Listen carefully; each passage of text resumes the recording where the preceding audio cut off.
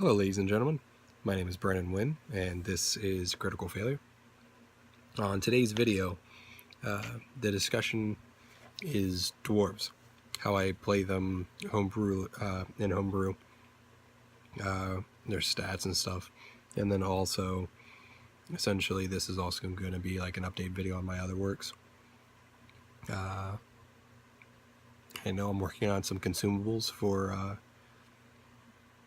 my games, not necessarily just like standard stuff either, more Dark Souls-esque, mostly because I've been playing a lot of Dark Souls recently when I have the time.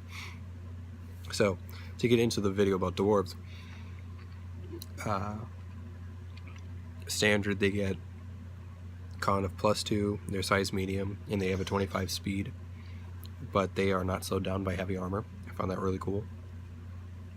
They have a dark vision of 60 feet. They have dwarven resilience, which they get advantage on saves against being poisoned, and they have poison resistance. Really useful, because poison is more available, I would say, and most creatures have poison resistance. There's Dwarven combat training, and you have proficiencies with battle axes, hand axes, throwing hammers, which I found weird, and war hammers.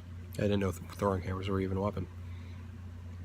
And then for tool proficiency, you have smith tools, brewer supplies, and mason's tools. You can choose one of those three. I understand each and every one of them, excuse me. They all make sense. And then this little gem, stone cutting. Whenever you make a history check related to the origin of stonework, you are considered proficient and add double your proficiency modifier. I found that really cool, because dwarves are apparently really good at like figuring out like history about just stonework. It's like, look at this pebble. Yep, that pebble came from 25 BR, which I guess could be like a million years ago. I don't know. Whatever you want to make it. Now, there's the Hill Dwarf. For the Hill Dwarf, you get everything that I stated earlier, and your wisdom modifier is increased by 1. And you get Dwarven Toughness, which your maximum HP is increased by 1 and continues to increase by 1 every level you get, which by the end of everything you should get a +20. So if you're barbarian, your class, you're gonna have really big hit points if you roll well, and if you max out con. So it's like 17 if you start off. If you, with how like my friends roll for stats, we would definitely have a 17 for Constitution. I mean health, because of Constitution, sorry. Then there's a Mountain Dwarf, which it's Constitution +2, like earlier, and a Strength of +2. I found that really cool. I see these guys being more of the war clerics and stuff like that. More of the dwarves that are miners and stuff like that rather than farmers. I see like the Hill Dwarves being more like the nicer folk compared to them. Like they're not as surly, and they're all like still both down to earth, just more of a kindness level. Like Mountain Dwarves don't hate you, they're just too busy focusing on their work or task at hand to really care for you, while a Hill Dwarf will help you. But the Mountain Dwarf gets Dwarven Armor Training, which gives you proficiency with light and medium armor. So I thought that was really cool, because some classes you don't get medium armor. So I thought that was really cool. And then there's a Duergar. The Duergar I completely run as they should be, evil. Like I was talking about the deep gnomes. I like, these guys are brutal. They're crazy. For good reason, too. Like, they got screwed out of their position as dwarves because of stupidity, which I'm not going to spoil if some of you magically don't know what it is. So, I hope you guys actually do get to read Mordenkainen's at some point, because it goes in depth for the Duergar and what happened in Mordenkainen's. But they get a con of +2 and a strength of +1. I didn't necessarily understand why I gave a strength of +1. If anything, I would have gave them a constitution of +3 and a dex of +1, because they're basically, like, they're one of the abilities basically gives them the ability to hide very well, so that's why I would have made it a dex of +1 instead. Like, it just seems like they kind of were trying to make something for the Duergar at this point, and it just kind of seems off to me. So, it's just kind of weird. Like, I definitely see them being more healthy, at least in terms of like resilience. So that's why I would give them a constitution of +3 instead of +2. But these guys, they get superior dark vision, so whenever you see superior dark vision, most likely you get sunlight sensitivity, which you do. But the superior dark vision is 120 feet. You get an extra language, which I don't understand why, but you get an extra language. You get Duergar resilience, which you have advantage on saves against illusions and charm or being paralyzed. So I don't know, personally, if Dwarven resilience gets canceled out by that. So if my guys were to ask that question, I would just be like, you get both. So yeah. And then you get Duergar magic.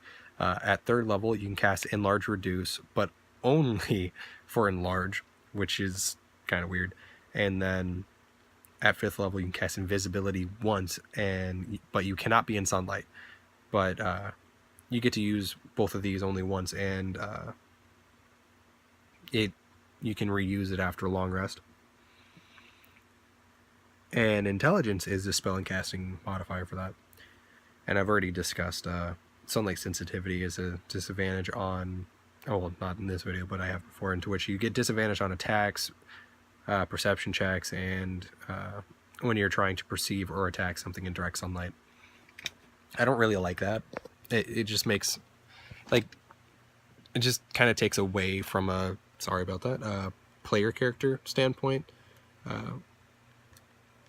I can understand kind of why, but it just, like, at some point your eyes would adjust to the top, even if you've spent most of your life down there. It's like you would be able to ease your way into being able to see on the top side.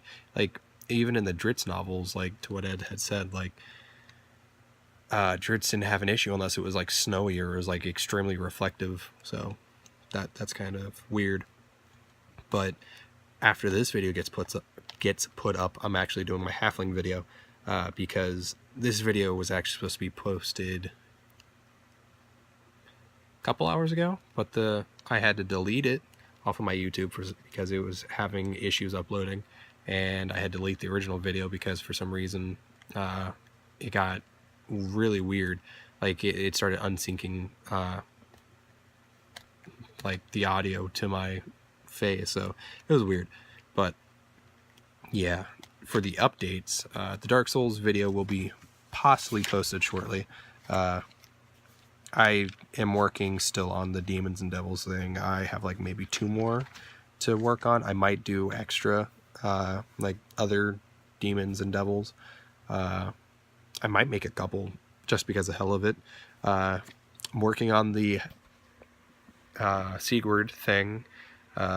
Waiting to go to school tomorrow to try and get everything, because while I'm at college, I might as well do something while I don't have a class.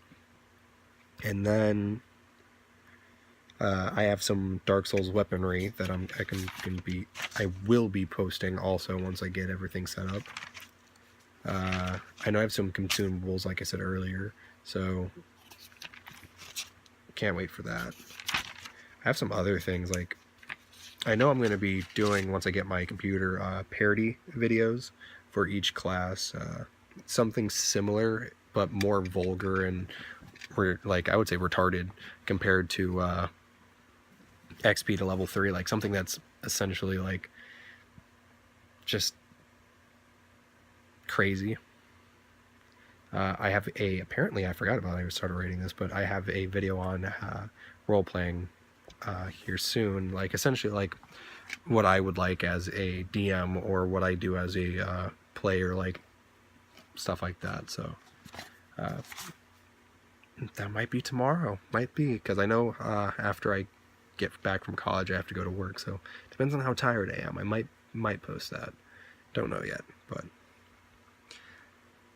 I will tell you if I do on Instagram if I get my Sigurd thing posted or not. Just truly depends on how much time I have after I get out of class. So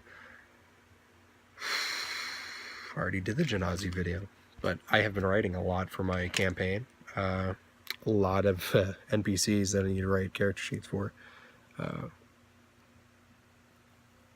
I'm hoping that I can get... Wow, that was really bad. Sorry about that. I'm hoping that soon I will be able to get cameras and microphones to start being able to record our campaigns, because one thing I want to do is include a lot of you guys. So whenever we actually can get everything set up, I would like to start having it to where our patrons on Patreon can, once they start, you know, being a patron, they get their name put into a box or something like that, and we draw their name, and they get to play in like one of the episodes. Like, we're probably going to schedule it in some way, shape, or form, but we're going to communicate with that person and all that jazz. That's just something I would like to do, like include the cat, like not the cast, you guys, because I see how that Critical Role does their guests and stuff like that, but I feel like being able to include you guys would be really cool, and like you guys would be somewhat used to how I run my campaign at that point, so that'd be really, really cool to me. And you know, since I feel like not a lot of people would be really trying to be a patron the entire like time that we're going to be doing this, you know, it's I feel like that kind of limits everything a little bit, but it's just going to be one of the things, because we're not going to be able to do everyone. So to those who do want to play with us, that could be a thing.